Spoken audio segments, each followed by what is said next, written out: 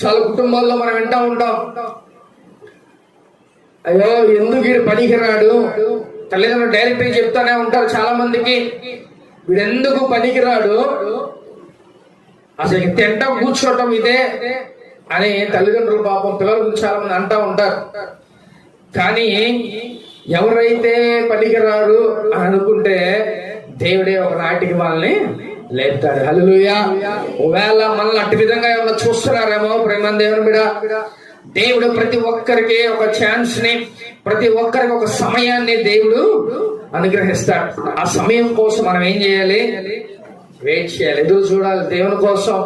మన దేవుడు ఎప్పుడు మనకు సహాయం చేస్తాడా అని మనం ఎదురు చూస్తూ ఉండాలి. హల్లెలూయా. కాబట్టి ప్రియమైన దేవుని బిడ్డ, యెఫ్తా ఆయన ఒక వేశ్య తన తల్లి అయినప్పటికీ, తనకు స్వాస్థ్యం ఇవ్వనప్పటికీ